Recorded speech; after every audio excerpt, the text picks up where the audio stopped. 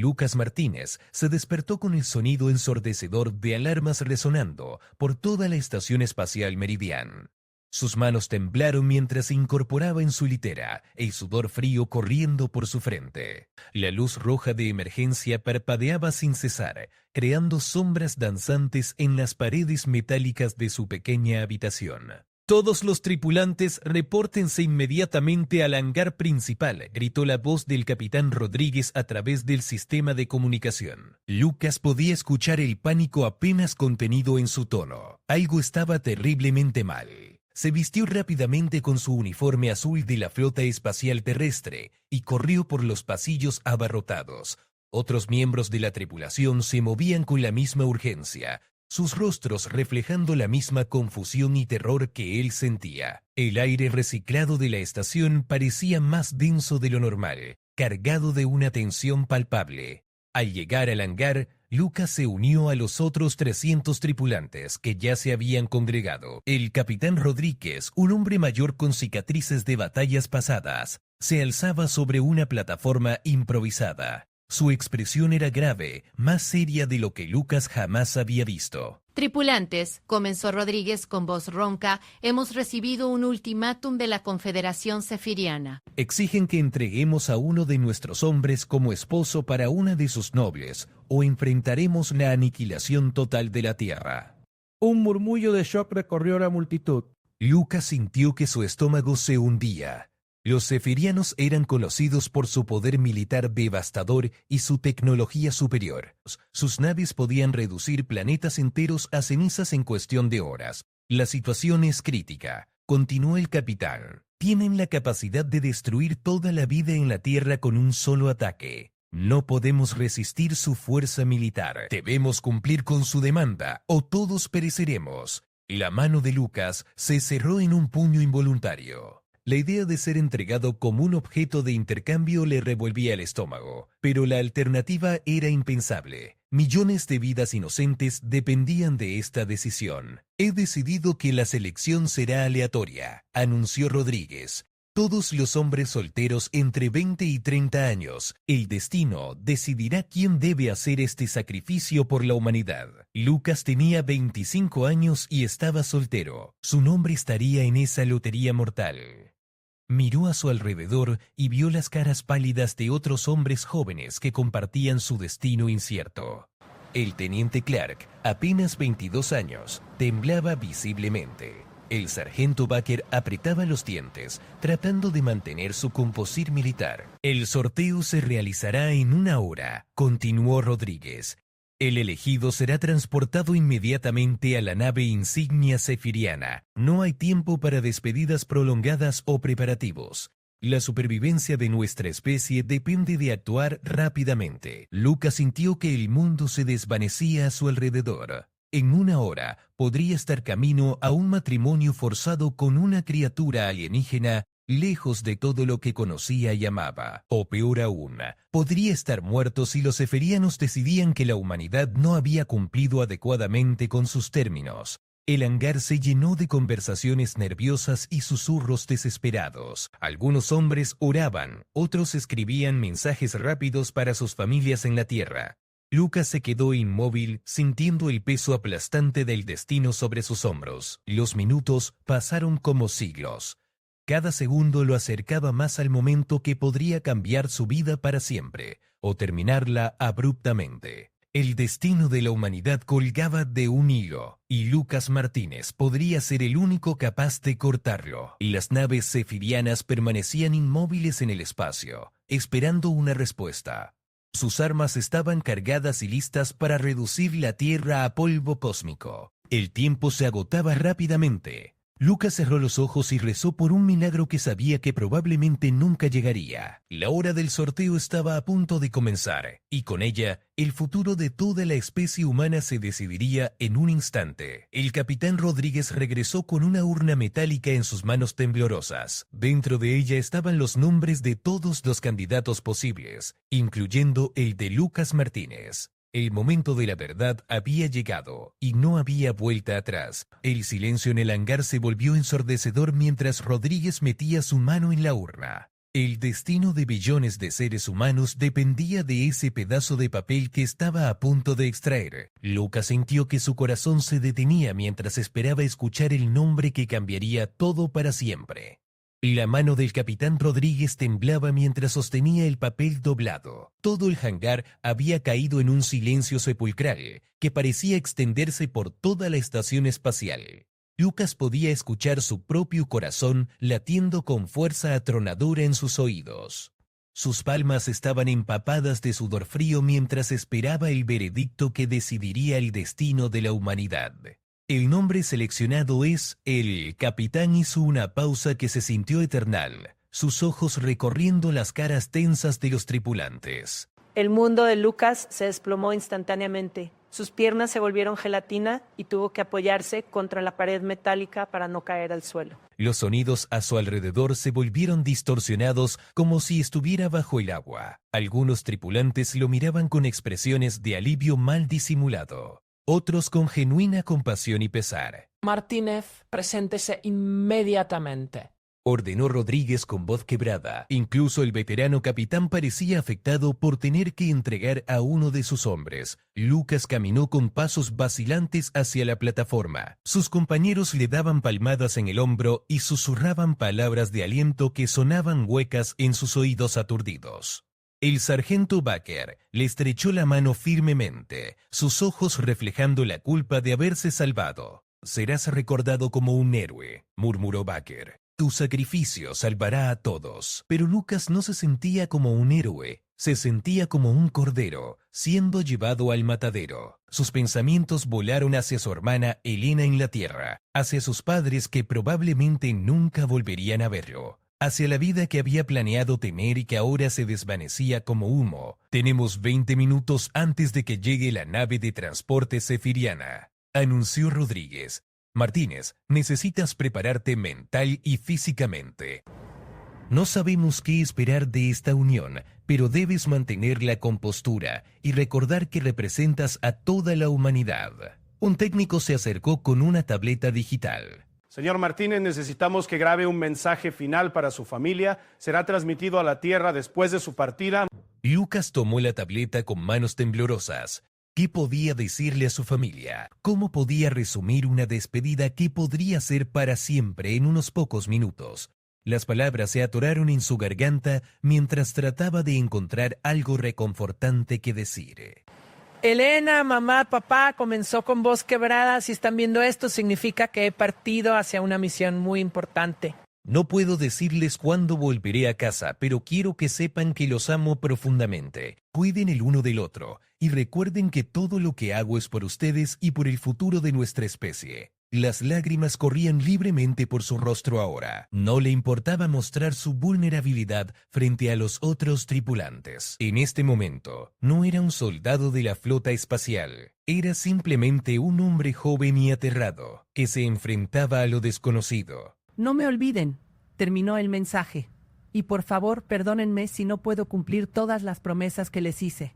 Entregó la tableta de vuelta al técnico, quien la tomó con expresión solemne. Los minutos pasaban con una lentitud agónica. Lucas podía sentir cada segundo como una eternidad, sabiendo que cada uno lo acercaba más a su destino incierto. De repente, las luces del hangar parpadearon y una vibración profunda recorrió toda la estación.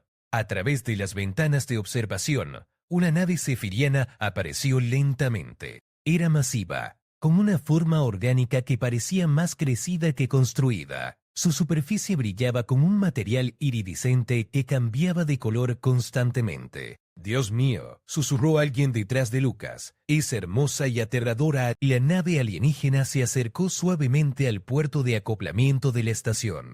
Lucas podía ver figuras moviéndose detrás de las ventanas traslúcidas de la nave. Sus futuros captors. O quizás, si tenía suerte, sus nuevos aliados. Martínez, el capitán Rodríguez, se acercó a él con una expresión grave. «Recuerda que eres nuestro embajador ahora. Todo lo que hagas, todo lo que digas, será observado y juzgado. El futuro de las relaciones entre la humanidad y los sefirianos depende de ti».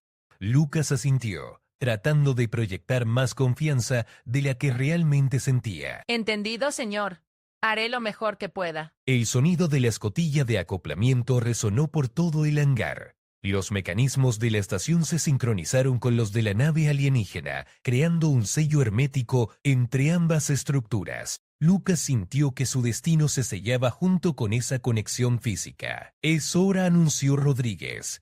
Lucas caminó hacia la escotilla con pasos decididos, aunque su interior fuera un torbellino de emociones. Con cada paso, dejaba atrás la única vida que había conocido, y se dirigía hacia un futuro completamente incierto entre las estrellas.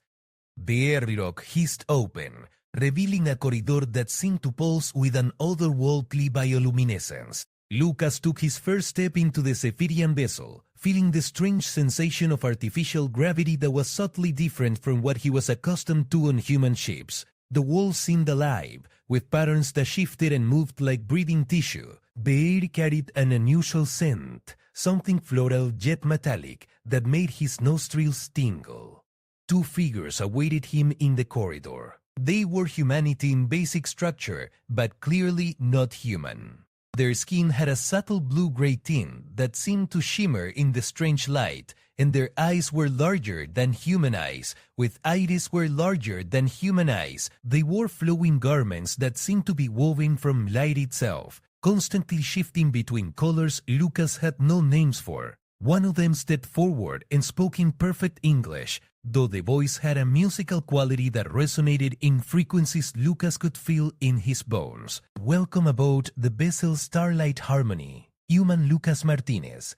I am Ambassador Kevbar, and this is Navigator Saralin. We will escort you to your destination. Lucas found his voice, though it came out slightly hoarser than he intended. Thank you for the welcome. I must admit I'm not entirely sure what I'm walking into here. Ambassador Kedbar's features arranged themselves in what Lucas assumed was meant to be a reassuring expression. Your uncertainty is understandable. The bonding ceremony you are about to participate in is of great significance to our people. The female you will be paired with is of considerable importance in our society. As they walked deeper into the ship, Lucas marveled at the technology surrounding him. The walls displayed what appeared to be real-time views of space, but from multiple dimensions simultaneously. He could see stars, nebulae, and cosmic phenomena that seemed to exist in layers of reality he couldn't fully comprehend. May I ask what this bonding ceremony involves exactly? Lucas ventured, trying to keep his voice steady. Navigator Saralyn spoke for the first time, her voice like wind chimes in a gentle breeze. The ceremony creates a mental and emotional connection. Between partners, it is not merely a legal contract as your human marriages, but a joining of consciousness that allows perfect understanding between bonded individuals. Lucas felt a chill run down his spine. A joining of consciousness sounded both fascinating and terrifying. Will I still be myself afterward? You will remain Lucas Martinez, Kethbar assured him. The bonding enhances rather than diminishes individual identity. Many describe it as finally feeling complete for the first time in their existence. They entered what appeared to be a preparation chamber. Platforms held garments similar to those worn by his escorts, but tailored for human proportions. The fabric felt impossibly soft when Lucas touched it, and it seemed to adjust its temperature to match his body heat perfectly. You must prepare yourself for the ceremony, Satterlin explained. The female awaiting you has requested that the traditional bonding protocols be observed in full. This includes ritual cleansing, meditation, and the wearing of ceremonial attire. Lucas began to change into the alien garments, finding that they fit perfectly despite no one having taken his measurements. Can you tell me anything about her? About who I'm gonna marry? The two Zephirians exchanged what Lucas interpreted as meaningful looks. She is highly regarded among our people, Kayvar said carefully. Her wisdom and leadership qualities are legendary throughout our civilization. You should feel honored that she has accepted this arrangement. Leadership qualities, Lucas paused in adjusting his ceremonial robe. What kind of leader is she? That will become clear soon enough, Saralyn replied evasively. For now, focus on preparing your mind and spirit for the bonding. The connection you are about to form will change both of your lives in ways you cannot yet imagine. Lucas completed this preparation and looked at himself in what he assumed was a mirror, though it showed not just his reflection but seemed to display his emotional state as shifting auras around his image. He looked nervous, which was certainly accurate. The ceremony will take place in our most sacred chamber, Kethvar informed him. The ship's entire crew will be present to witness this historic moment. Never before has Auhaman participated in our bonding rituals. As they left the preparation chamber, Lucas noticed that the corridors had become crowded with Zephyrian crew members. They watched him with expressions of curiosity and what seemed like anticipation. Some touched their hearts in what he assumed was a gesture of respect or blessing. "They're excited about this ceremony," Lucas observed. "More than you know," Sarah Lynn said softly. "This bonding represents a new chapter in the relationship between our peoples. The female you are about to meet believes the unity between species will strengthen both of our civilizations." They approached massive doors that towered at least 20 feet high, decorated with intricate patterns that seemed to move and dance when Lucas wasn't looking directly at them. The doors began to open silently, revealing a chamber beyond that took his breath away. The room was enormous, with a domed ceiling that displayed a perfect replica of the galaxy above them. Thousands of Zephyrians filled tiered seating that curved around a central platform. The platform itself seemed to be made of crystallized starlight, glowing with an inner radiance that pulsed like a heartbeat. "This is it," Kethvar said quietly. "Your bride awaits you at the center of the platform. Walk forward with confidence. You are about to become part of something greater than yourself." Lucas took a deep breath and stepped into the chamber. The crowd fell silent as his footsteps echoed across the vast space. As he approached the platform, he could see a figure waiting for him, but she was too far away and surrounded by too much mystical lighting for him to make out her features clearly. With each step, his heart pounded harder. He was about to meet the woman who would become his wife, his consciousness-bonded partner, and potentially the key to humanity's survival in the galaxy. Al acercarse más a la plataforma central, Lucas pudo distinguir gradualmente la figura de su futura esposa. Su corazón latía tan fuerte que estaba seguro de que todos en la cámara podían escucharlo. La figura femenina estaba rodeada por una luz dorada que parecía emanar de su propia piel, creando un halo etéreo a su alrededor. Cuando finalmente llegó al borde de la plataforma, Lucas se detuvo abruptamente. La mujer que lo esperaba no era lo que había imaginado en absoluto. Era extraordinariamente hermosa, con rasgos que combinaban la elegancia alienígena con una familiaridad sorprendentemente humana. Su piel tenía el mismo tinte azul grisáceo que los otros zeferianos, pero en ella parecía brillar con una luminosidad interior única. Sus ojos eran lo más impactante. Eran vastos océanos de color púrpura profundo, con pequeñas estrellas que literalmente brillaban en sus iris. Cuando sus miradas se encontraron, Lucas sintió una conexión instantánea, como si hubiera conocido a esta mujer durante toda su vida. «Bienvenido, Lucas Martínez de la Tierra», dijo ella con una voz que sonaba como música celestial. «Soy Liranev y he elegido compartir mi existencia contigo». Lucas intentó hablar, pero las palabras se atoraron en su garganta. Había algo en la forma en que ella se dirigió a él, en la manera en que toda la multitud parecía contener el aliento que le hizo darse cuenta de que estaba en presencia de alguien verdaderamente extraordinario. «No temas», continuó Liranev, extendiendo su mano hacia él. «Sé que este momento debe ser abrumador para ti». Subir aquí conmigo y permíteme explicarte lo que está a punto de suceder. Lucas subió los escalones cristalinos hacia la plataforma, sintiendo que cada paso lo elevaba no solo físicamente, sino también espiritualmente. Al llegar junto a Liranet pudo percibir una energía que irradiaba de ella como ondas de poder contenido. «Liranet», repitió él probando el nombre en su lengua, «es un nombre hermoso, aunque debo admitir que estoy completamente perdido aquí. No entiendo completamente lo que está sucediendo, o por qué tu pueblo eligió específicamente a un humano para este ritual». Ella sonrió, y esa sonrisa iluminó toda la cámara. La elección no fue de mi pueblo, Lucas. Fue mía. He estado observando a la humanidad durante muchos de vuestros años, estudiando vuestra especie, vuestra cultura, vuestra capacidad de adaptación y crecimiento. Cuando llegó el momento de elegir un compañero de vida, supe que quería a alguien de tu mundo, pero ¿por qué yo específicamente?, preguntó Lucas, genuinamente confundido. Hay millones de hombres en la Tierra, muchos más calificados, más inteligentes, más exitosos. Tu humildad es refrescante, respondió Liranet, tomando su mano entre las suyas. Sus dedos eran más largos que los humanos, con una calidez sorprendente.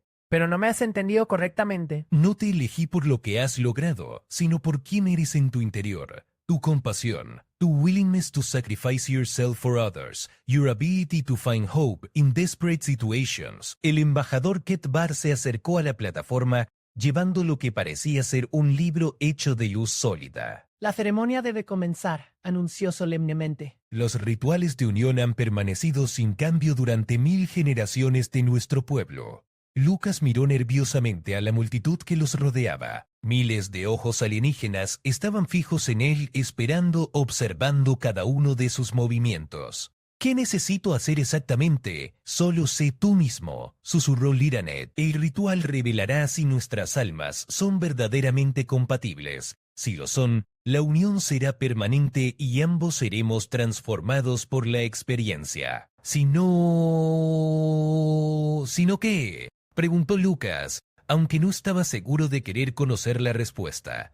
Si nuestras esencias no pueden fusionarse armoniosamente, ambos moriremos, respondió ella con una tranquilidad que hizo que Lucas sintiera que el suelo desaparecía bajo sus pies. ¡Moriremos!, repitió él, su voz subiendo una octava. La unión de conciencias no es algo que se pueda tomar a la ligera, explicó Ketbar.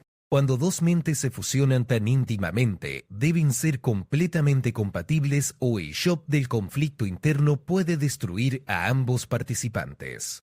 Lucas se volvió hacia Liranet con una mezcla de admiración y horror. Estás arriesgando tu vida por alguien que acabas de conocer. ¿Por qué harías algo así?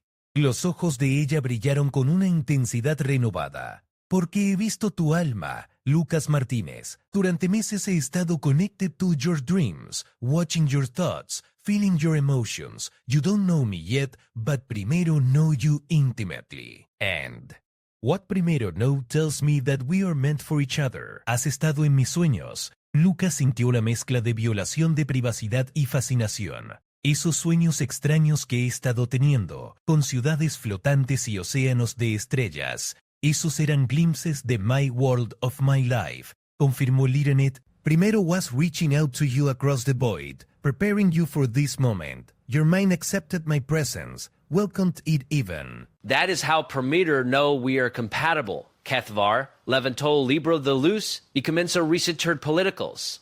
Las palabras resonaban a través de la cámara, haciendo que el aire mismo vibrara con poder. Lucas podía sentir que algo fundamental estaba cambiando a su alrededor. Ahora debemos tocarnos frente a frente, instruyó Liranet, y permitir que nuestras mentes se encuentren por primera vez completamente abiertas. Lucas colocó sus palmas contra las de ella, sintiendo inmediatamente una corriente de energía que corrió por todo su cuerpo. Era como tocar un cable eléctrico, pero en lugar de dolor, sentía una calidez expansiva que se extendía desde sus manos hasta su corazón. No resistas, le advirtió suavemente. Deja que suceda. De repente, la mente de Lucas se llenó con imágenes, emociones y memorias que no eran suyas. Vio mundos enteros desde la perspectiva de Liranet, sintió la responsabilidad aplastante de liderar a billones de seres, experimentó la soledad profunda de alguien que estaba siempre rodeada pero nunca verdaderamente acompañada, y entonces, como un rayo de comprensión, Lucas se dio cuenta de quién era realmente la mujer que tenía frente a él. Liranet no era simplemente una noble sefiriana, era la reina suprema de toda la confederación sefiriana, la líder absoluta de una civilización que se extendía por media galaxia. La revelación golpeó a Lucas como un meteoro impactando la superficie de un planeta. Su cuerpo entero se tensó con el shock, y por un momento temió que la conexión mental se rompiera desastrosamente. Las imágenes que fluían en su mente se volvieron más intensas. Vio a Liranet presidiendo consejos galácticos, tomando decisiones que afectaban the fate of entire star systems, carrying the weight of civilizations on her shoulders. "You're the queen," whispered Lucas, his voice barely audibly over the harmonic chanting that now filled the ceremonial chamber. "You're not just some noble, you're their ruler, through their mental connection." They felt Liraneth, mixture of amusement and relief at his realization. "I am Liraneth I, sovereign of the Zephyrian Confederacy, guardian of the Seven Nebula, and keeper of the cosmic balance," she confirmed, though her mental voice was gentle and almost apologetic. "I hope to tell you after the bonding was complete, when you could understand the full scope of what this means." Lucas felt dizzy with the implications. He wasn't just marrying an alien woman. He was becoming the consort of one of the most powerful beings in the galaxy. "Why would you choose a random human? You could have anyone from any species, from any world." "That is precisely why I chose you," Liraneth replied, her mental voice growing stronger as their connection deepened. "Every potential mate I have ever been offered wanted the power, the status, the influence that comes with being bonded to me. But you, Lucas Martinez, you were willing to sacrifice yourself to save your people without even knowing who I was. You possess something that cannot be manufactured or faked, genuine selflessness." The energy flowing between them intensified, and Lucas began to experience not just Liraneth's memories, but her emotions as well. He felt the crushing loneliness of command, the burden of making decisions that could preserve or destroy entire civilizations, the yearning for someone who could see past her crown to the woman beneath. "I've been alone for so long," her mental voice carried centuries of accumulated solitude. "Surrounded by advisors, courtiers, and subjects, but never having someone who truly knows me. Someone who can share not just my bed, but my mind, my fears, my hopes." Lucas found himself responding not with words, but with pure emotion. He projected his own feelings of isolation, his struggles with purpose and meaning, his desire to make a difference in a universe that often seemed indifferent to individual existence. To his amazement, he felt Liraneth's consciousness embrace these feelings, finding comfort in their shared vulnerability. The chanting around them reached a crescendo, and Lucas realized that the bonding ceremony was nearing its climax. The energy flowing between him and Liraneth had become a visible stream of light that spiraled around their joined hands, growing brighter with each passing moment. "The final phase approaches," Cathbar announced, his voice now seeming to come from very far away. "If the bonding is accepted by both souls, the transformation will be complete. If rejected, both participants will be consumed by the cosmic forces they have invoked." Lucas felt a moment of terror. This was it, the point of no return. Once this bonding was complete, it would be forever changed, forever connected to this alien queen, forever responsible for helping her rule a galactic confederation. His simple life as a junior officer on a space station would be over, but as he looked into Liraneth's eyes, seeing not the terrible authority of a galactic ruler, but the hopeful vulnerability of a galactic ruler, Sikas realized that his choice had already been made the moment he volunteered for this sacrifice. "I accept," he said, both aloud and through their mental connection. "Not because I have to, but because I want to. I choose you, Liraneth. I choose this life with you." Her joy flooded through their connection like warm sunlight breaking through storm clouds. "Forever and always, I choose you." The light spiraling around their hands suddenly blazed with the intensity of a newborn star. Lucas felt his consciousness expanding, stretching beyond the boundaries of his individual existence, merging with something vast and ancient and beautiful. En ese momento culminante, Lucas sintió que su propia identidad se expandía sin perderse, fusionándose con la consciousness de Liraneth en una danza cósmica de almas gemelas. La luz que los rodeaba se volvió cegadora, pero en lugar de dolor, Lucas experimentó una sensación de completitud que nunca había imaginado posible. A través de su conexión mental amplificada, comenzó a recibir no solo las memorias de Liraneth, sino también su knowledge accumulated over centuries of rule. Vio la true history of the Zephyrian Confederacy, understood the complex web of alliances and conflicts that shape galactic politics and felt the weight of decisions that affected trillions of beings across thousands of worlds. Pero lo más sorprendente fue darse cuenta de que Liranet no solo estaba compartiendo su poder con él, sino que también estaba receiving something equally valuable from Lucas, his human perspective, his fresh outlook on problems that had seemed insoluble for generations. His capacity for hope in seemingly hopeless situations. The bonding is complete, announced Kethbot, though his voice now seemed to resonate from multiple dimensions. Simultaneously, behold, the first human to achieve consciousness fusion with a Zephyrian, and the first queen in our history to successfully bond with a being from another world. La multitud in la chamber, erupting in what Lucas understood was celebration. Though the sounds were unlike anything he had ever heard, it was as if thousands of wind chimes were singing in harmony with the music of the spheres themselves. Lucas abrió los ojos, no recordando cuándo los había cerrado, y vio que tanto él como Liraneth were now glowing with a soft, steady light that seemed to emanate from within their very beings. More remarkably, he could see streams of energy connecting them not just to each other, but to every Zephyrian in the chamber, and beyond that, to what felt like the entire Confederacy. "How do you feel?" preguntó Lyranet, though she spoke both aloud and mentally, and Lucas found he could respond in kind. "Different," he replied, marveling at the sensation of speaking on multiple levels of consciousness simultaneously. "Like I've been half asleep my entire life and just woke up. I can feel everything." "Your thoughts, your emotions, but also the entire network of your civilization." Lyranet smiled, and through their bond, Lucas felt her relief and joy at the successful fusion. "You are now connected to the collective consciousness of the Confederacy. Every Zephyrian alive today is part of this network, though few can access it as directly as we can." As my bonded mate, you have become a focal point for this collective, second only to me. The implications hit Lucas like a tsunami. "You mean I can communicate with any Zephyrian in the galaxy?"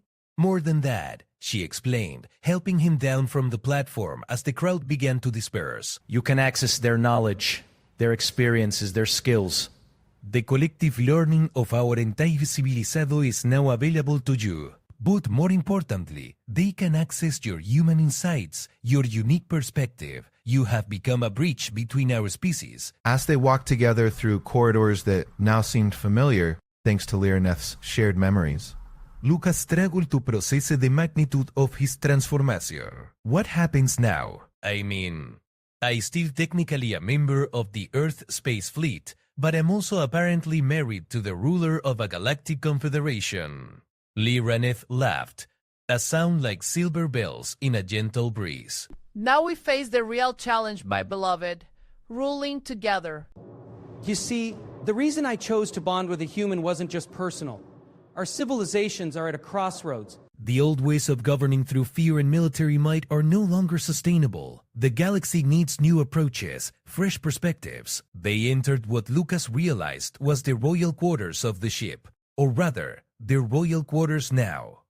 The space was vast, with walls that displayed real-time views of nebulae and star formations, and furniture that seemed to be grown rather than built. "The Earth is safe now," Lyranet assured him, settling onto a couch that adjusted its shape to accommodate both of their bodies perfectly. "Our marriage has created an unbreakable alliance between humans and Zephyrianos. Putukas, that was always just the beginning. I have much bigger plans for us." Lucas felt a thrill of anticipation mixed with apprehension through their bond. "What kind of plans?" "The galaxy is filled with species like yours, young, innovative, but lacking the resources and knowledge to reach their full potential." "And there are species like mine, ancient, powerful, but sometimes set in ways that prevent growth and adaptation." Be that by creating more bonds like ours, by encouraging cooperation instead of conquest, we can build something unprecedented, a true galactic community, Lucas said, understanding dawning in his enhanced consciousness. Exactly. But it will not be easy. There are those among my own people who see our bonding as weakness, who believe that humans and other lesser species should remain subordinate, and there are humans who will see me as a conqueror rather than an ally. Lucas took her hand, feeling the flow of energy and emotion between them. Then we'll prove them wrong. Together. Lirenette's eyes blazed with renewed determination. Together, she agreed. But first, my beloved husband, you need to learn how to use your new abilities. Tomorrow, we return to Sepiria Prime, my homeworld and the capital of the Confederacy. You will be presented to the High Council as my chosen consort and co-ruler. Co-ruler! Lucas felt a spike of anxiety. I don't know anything about governing a galactic civilization. You know more than you think, Lirenette replied soothingly. Through our bond, you now have access to centuries of governmental knowledge. But more importantly, you bring something we have lacked for too long. The human ability to see solutions where others see only problems. To find hope where others find only obstacles. As they settled in for the journey to Zephyr Prime, Lucas reflected on how much his life had changed in just a few hours. He had gone from being a simple space station officer to the consort of a galactic queen, from a single individual to part of a vast collective consciousness, from a human concerned only with human problems to a being responsible for the welfare of countless species across the stars. But through his bond with Lirenette, he felt not fear but excitement. Together, they would face whatever challenges awaited them. Together, they would build a better future for all the children of the galaxy. The ship hummed around them as it began its journey to the heart of the Confederacy, carrying with it the hopes of billions and the promise of a new age of cooperation among the stars. Lucas Martínez, quien pocas horas antes había sido simplemente un oficial junior de la flota espacial terrestre, ahora se despertaba en los aposentos reales de la nave insignia sefiriana como el consorte de la reina más poderosa. La transformación parecía un sueño, pero la consciencia expandida que ahora poseía le confirmaba que todo era absolutamente real. A través de la conexión mental con Lirenette, podía sentir que ella ya estaba despierta y trabajando en sus aposentos adyacentes, revisando informes de varios sectores de la Confederación. Su mente ahora podía procesar información a velocidades que su cerebro humano original nunca habría podido manejar, gracias a los enhancements que había recibido durante la ceremonia de bonding. Buenos días, mi beloved. Llegó la voz mental de Lirenette, cálida y reconfortante. ¿Cómo te sientes después de tu primera noche como parte de The Collective? Lucas se incorporó lentamente, notando que su cuerpo también había cambiado sutilmente. Se sentía más fuerte, más coordinado y podía percibir energias en el ambiente que antes había sido invisible para él. Me siento powerful, respondió, tanto mentalmente como en voz alta, pero también abrumado. Anoche soñé con mundos que nunca he visitado, con personas cuyas memorias ahora están almacenadas en mi consciousness. Es normal, she replied, entering his chambers with a grace that made her seem to float rather than walk. The integration process takes time. Your human brain is adapting to process information from thousands of different sources simultaneously. In a few days, it will become second nature. Lucas se levantó y se acercó a ella, sintiendo la familiar rush de energy que ocurría whenever they touch. Lirenette, tengo que preguntarte algo que me ha estado molestando. Si eres la ruler de toda la Confederación, ¿por qué tus naves amenazaron a la Tierra con destrucción? ¿No podías, Bub, simply ask for volunteers? Lirenette's expression became solemn, and through their bond, Lucas felt her regret and the weight of difficult decisions. The Confederacy operates through a complex balance of power between different factions. The military faction, led by General Baxter, believes in traditional shows of strength. They convinced the High Council that humans would only respond to overwhelming force. But you disagreed completely? I wanted to approach Earth as potential allies, to offer partnership rather than demand submission. But the Council overruled me, saying that showing weakness would encourage other species to resist our authority. She took his hands in hers. I managed to modify their plans slightly. Instead of demanding tribute or territory, I convinced them to ask for a cultural exchange through marriage. It was the best compromise I could arrange. Lucas felt a surge of admiration for her political maneuvering. So you turned their aggression into an opportunity to create the alliance you actually wanted. Exactly. And now that we are bonded, the military faction cannot object to closer cooperation between our species. Our marriage gives me the political cover I need to pursue the policies I believe are best for both our peoples. A soft chime indicated that someone was requesting entrance to their chambers. Intercult, Lieutenant and Ambassador Kethbar glided into the room, followed by several other high-ranking Zephyrians that Lucas recognized from the ceremony. Your Majesty, Your Excellency, Kethbar addressed them both. We will be arriving at Zephyria Prime within the hour. The High Council has requested an immediate audience with the new consort to assess his suitability for governance. Lucas felt a spike of nervousness. Assess my suitability? I thought the bonding ceremony meant I was automatically accepted. The ceremony confirmed that you and the Queen are compatible, explained one of the other officials, whose name Lucas pulled from Lyraneth's memories as Finance Minister Yela Tate. But the High Council must still approve your elevation to co-ruler status. Some members are concerned about entrusting partial governance of the Confederacy to someone from such a young species. What exactly will this assessment involve, Lucas asked, though he wasn't sure he wanted to know the answer. Lieutenant squeezed his hand reassuringly. You will be asked to demonstrate your understanding of Confederacy law, your ability to make decisions that affect multiple species, and your capacity to think on a galactic scale. But remember, through our bond, you have access to all of my knowledge and experience. Trust in that connection. As their ship approached Zephyria Prime, Lucas got his first view of the Confederacy's capital world through the observation windows. The planet was breathtaking. A world of floating cities connected by streams of pure energy, with oceans that seemed to be made of liquid starlight. Massive structures that defied his understanding of physics orbited the planet, serving as space elevators, defense platforms, and orbital palaces. It's incredible. Lucas breathed, watching as their ship was guided toward the landing platform that was itself larger than most Earth cities. This will be your home now, Lyraneth said softly. Our home. The palace complex covers nearly a continent, with quarters for representatives from every member species of the Confederacy.